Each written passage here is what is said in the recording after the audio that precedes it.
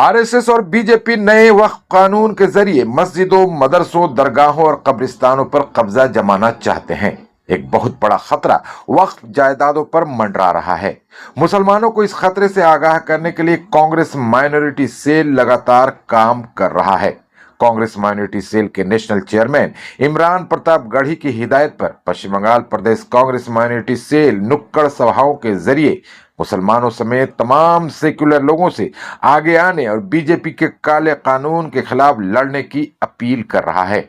मोदी सरकार के वक्फ बिल के खिलाफ लोगों को लामबंद करने की अपनी मुहिम को आगे बढ़ाते हुए पश्चिम बंगाल प्रदेश कांग्रेस माइनॉरिटी सेल ने कोलकाता के राजा बाजार में एक सभा का इनेकाद किया, जिसे पश्चिम बंगाल प्रदेश कांग्रेस माइनॉरिटी सेल के चेयरमैन शमीम अख्तर, सीनियर कांग्रेस नेता अमिताभ चक्रवर्ती, अजमल खान, मोहम्मद सरफराज समेत कांग्रेस के कई नेताओं ने खिताब किया।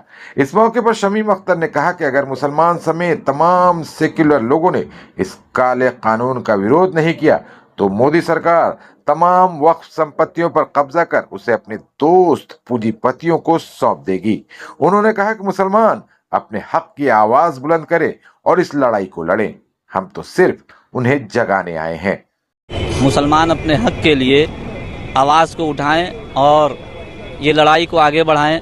हम तो सिर्फ उनको जगाने आए हैं और अपना फ़र्ज़ को पूरा करने आए हैं। बाकी अवाम के बगैर, उनकी हिमायत के बगैर हम कोई भी लड़ाई नहीं जीत सकते हैं। जिस तरह से हमारे आबाओ अजदाद ने जंग आज़ादी की लड़ाई लड़ी थी, उस वक्त उस ज़माने के लोगों ने पूरे तन मन धन से उस वक्त के रहनुमाओं का पूरा सपोर्ट किया और तभी जाकर इस मुल्क को आज़ादी मिली। इसी तरीके से जब कोई भी तहरीक, जब तक तमाम समाज के हर तबके के लोगों का हिमायत नहीं मिलेगा, आप उस तहरीक और उस लड़ाई को कामयाब नहीं कर सकते, उस लड़ाई को नहीं जीत सकते हैं। यही हम कहना चाहते हैं। केला बागान में जो जलसा हुआ था काफी तादाद थी लोग, लेकिन माशाल्लाह आज तो देखिए, मैंने कहा कि लोग ये सोचते हैं कि वक़्फ़ से हमारा क्या फ़ायदा। हमारे भाई लोग सोचते हैं, हमारे कौम के लोग सोचते हैं कि वक़्फ़ से क्या फ़ायदा। यही चीज़ तो है कि आज तक वक़्फ़ की जो जायदाद है, जिस भी पार्टी की हुकूमत रही है, उसके लीडरों ने, उसके रहनुमाओं ने, वक़्फ़ बोर्ड के चेयरमैन ने उसे हड़पा है और इसका फ़ायदा जो आवाम को होनी चाहिए था वो फ़ायदा नहीं पहुंचा। इसलिए लोग सोचते हैं कि वक़्फ़ से हमारा क्या लेना देना। लेकिन हमारे आबा व अजदाद ने जिस मकसद के लिए वक़्फ़ किया जायदाद, वो जानकारी दिलाने की ज़रूरत है। वो काम हमारे उलमाओं का था, वो हमारे दीनी रहनुमाओं का था, लेकिन हमने ऐसा नहीं किया। हम अपना हक मांगना नहीं जानते हैं। मेरे कहने का मतलब है कि समाज के तमाम लोगों को आगे आना चाहिए और वक़्फ़ की प्रॉपर्टी का सही इस्तेमाल होना चाहिए। ये बिल भी नहीं पास हो और जो प्रॉपर्टी, जो जायदाद वक़्फ़ के पास है, उसका सही इस्तेमाल होना चाहिए।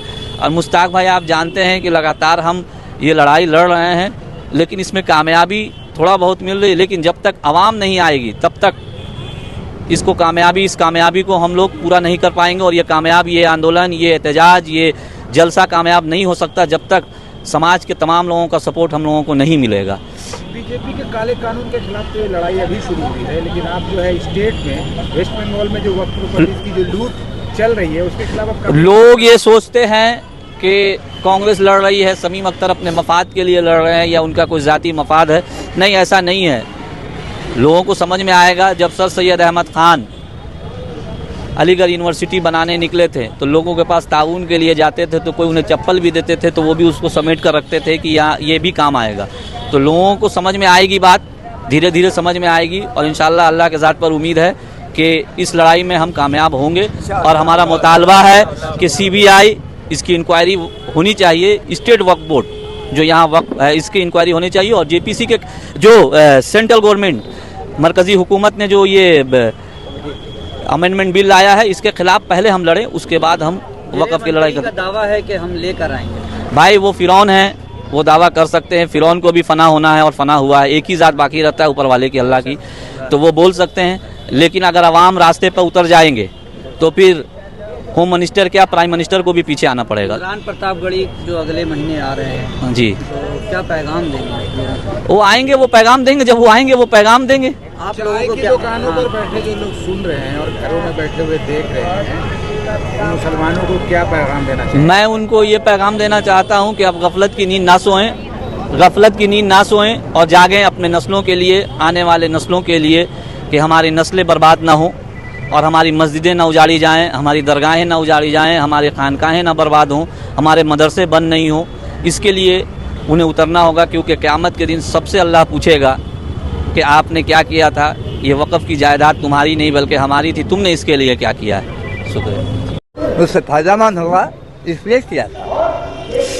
ये पंडित नेहरू से इंदिरा गांधी, जवाहरलाल नेहरू, अपना नरसिम्हा राव, मनमोहन सिंह सब लोग थे।